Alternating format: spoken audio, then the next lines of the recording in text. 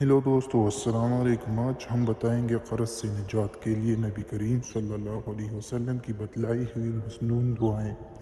तमाम गमों और परेशानियों से निजात के लिए, खुसूसन क़र्ज़ से निजात के लिए नबी करीम सल्लल्लाहु अलैहि वसल्लम की हज़रत अबू उमामा रज़ी अल्लाह अन्हो को बतलाई दर्ज ज़ैल दुआ सुबह और शाम 7 बार पढ़े।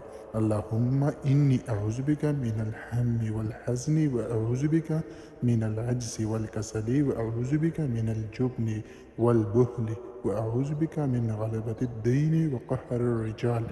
इसका तर्जुमा, या अल्लाह मैं तेरी पनाह पकड़ता हूँ फ़िक्र और गम से, और मैं तेरी पनाह पकड़ता हूँ कम हिम्मती और सुस्ती से, और मैं तेरी पनाह पकड़ता हूँ बुज़दिली और बहल से, और मैं तेरी पनाह पकड़ता हूँ क़र्ज़ के ग़लबा और लोगों के ज़ुल्म व सितम से।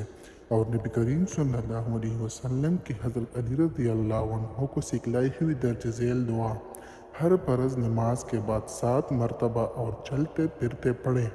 अगर पहाड़ के बराबर भी क़र्ज़ होगा तो अल्लाह ताला इसकी अदायगी का गायब से इंतज़ाम फरमा देंगे इंशाअल्लाह।